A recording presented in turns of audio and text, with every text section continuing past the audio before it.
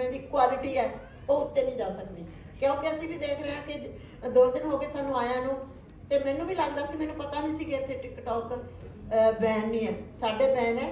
ਤੇ ਸਾਨੂੰ ਇਹ ਲੱਗਦਾ ਸੀ ਕਿ ਹਰ ਬੱਚਾ ਆ ਕੇ ਸਾਨੂੰ ਪਹਿਲਾਂ ਇਹ ਕਹਿੰਦਾ ਕਿ ਤਸਵੀਰ ਬਣਾਉਣੀ ਹੈ, ਉਸ ਤੋਂ ਬਾਅਦ ਉਹ ਲਗਾਤਾਰ ਇੱਕ ਬਣਾ ਕੇ ਵੀਡੀਓ ਤੇ ਨਾਲ ਦੀ ਨਾਲ ਚੱਲ ਰਿਹਾ। ਤੇ ਕਈ ਵਾਰੀ ਅਸੀਂ ਉਹਨੂੰ ਹਾਸੇ ਮਜ਼ਾਕ 'ਚ ਬਹੁਤ ਉਲਟ ਪਾਸੇ ਨੂੰ ਲੈ ਜਾਂਦੇ ਹਾਂ।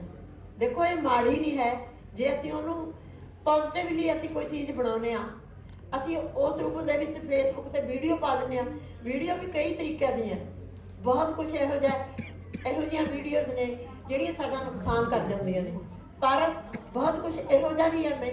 ਮੈਂ ਅੱਜ ਇਹੀ ਕਹਿਣਾ ਚਾਹੁੰਦੀ ਹਾਂ ਕਿ ਯੂਥ ਦੇ ਹੱਥਾਂ ਵਿੱਚ ਜੇ ਮੋਬਾਈਲ ਹੈ, ਜੇ ਉਹ ਉਸ ਤਰੀਕੇ ਨਾਲ ਟਿਕਟੌਕ ਬਣਾਉਂਦੇ ਨੇ ਤਾਂ ਉਹਨਾਂ ਨੂੰ ਇਹ ਲੱਗੇ ਕਿ ਅਸੀਂ ਉਹਨੂੰ ਇੱਥੋਂ ਤੱਕ ਲਿਜਾ ਸਕਦੇ ਹਾਂ, ਸਿਨੇਮੇ ਤੱਕ। ਸਾਡੀ ਬੋਲੀ ਉਹਦੇ ਵਿੱਚ ਵਧੀਆ ਹੋਣੀ ਚਾਹੀਦੀ ਹੈ, ਪੰਜਾਬੀ ਬੋਲੀ ਦੇ ਵਿੱਚ ਜਦੋਂ ਅਸੀਂ ਕੋਈ ਵਧੀਆ ਸੁਨੇਹਾ ਦਿੰਦੇ ਹਾਂ ਤਾਂ ਬੱਚੇ ਦੋਵੇਂ ਪਾਸੇ ਜੁੜਦੇ ਆ।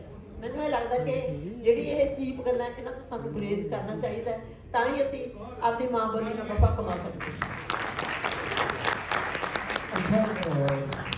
ਧੋਨੀ ਸਾਹਿਬ, ਤੁਸੀਂ ਸਿਨੇਮਾ ਦਾ ਅਗਰ ਨਵਾਂ ਇੱਕ ਅੰਗ ਦੇਖਿਆ ਹੋਵੇ